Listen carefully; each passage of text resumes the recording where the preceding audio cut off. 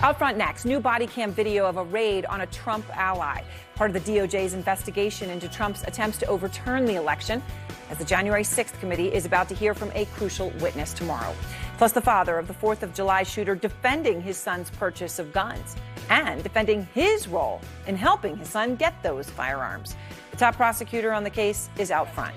And exclusive audio tonight of an American captured in Ukraine confirming that the fellow American that he was captured with is alive right now and in good health. Let's go out front. Good evening. I'm Erin Burnett. Out front tonight, raid on tape. We have new body cam video tonight that we have just obtained of law enforcement executing a search warrant at the home of former Trump Justice Department official Jeffrey Clark. Sources tell CNN that that raid was part of the Justice Department's sweeping investigation into Trump's attempt to overturn the 2020 election. Here is the moment that Clark opened the door. Hey, Mr. Clark. Yes. How are you? Good morning. Good morning. My name is Anya Whitney. I'm a special agent with DOJ OIG. You can just turn that off for me. Can you step outside with me? We've got a search warrant, and we need to speak to you. Can I get you to step outside for me? Can I call my lawyer? Sure. Come on outside and do it. Yeah. Let's step outside. And Just real quick, we got to clear the house, make sure it's safe. Is your wife home? No, nobody's home. Okay, so no one is in there? You can absolutely call your lawyer. Go ahead and step outside with me real quick. Okay. And then We'll put you over here behind your car so no one will see you. Yeah. Go ahead and step on out here. Come on this way. Can I put pants on first? Sir, we got to clear the house. We're going to clear the We gotta house. make sure As soon as it's we safe. clear Come the house, we'll get you talking to your lawyer, and we'll get some pants on, okay? Can I open the garage and stand in the garage? It's a search warrant. It's a search warrant, so just come on right over here for me, please. Stand behind the cars and we'll see you. There's no reason. All right. Well, CNN obtained a copy of police reports, which indicate officials seized a number of electronic devices from Clark during that early morning raid. Officers also dispatched an electronic sniffing dog to search Clark's house. The news coming as we're learning the DOJ's investigation appears to be picking up steam. Republican operatives connected to Trump's fake elector scheme are set to turn over information as soon as tomorrow. The DOJ has now issued numerous subpoenas in just the past few weeks for information in all 7 battleground states where Trump's campaign convened those fake electors.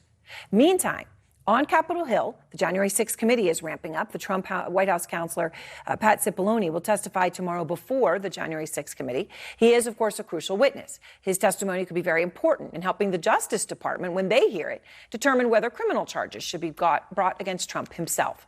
Now, the committee knows this. They know Cipollone is important to their report, to the DOJ, and they have repeatedly pressured him to testify. But we think the American people deserve to hear from Mr. Cipollone personally. We want Pat Cipollone to come in and cooperate in a robust way. Obviously, we would like to hear from Mr. Cipollone. Because, as we've already heard from another key witness, Cipollone was in the White House. He was there before, and he was there during the riot. He said a lot during that time. In fact, he said that what was happening was wrong. I saw Mr. Cipollone right before I walked out onto West Exec that morning, and Mr. Cipollone said something to the effect of, please make sure we don't go up to the Capitol, Cassidy. Keep in touch with me.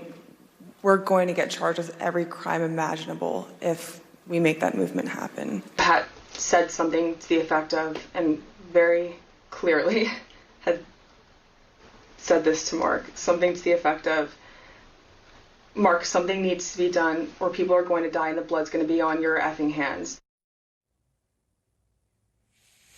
Well, he was right about those warnings that Cassidy talked about. Trump did not act and people did die.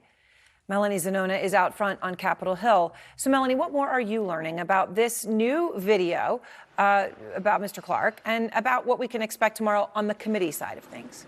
Yeah, this new body camera footage was obtained by our caller, Hannah Rabinowitz, and it shows the moment that authorities arrived on Jeffrey Clark's doorstep to conduct a search warrant.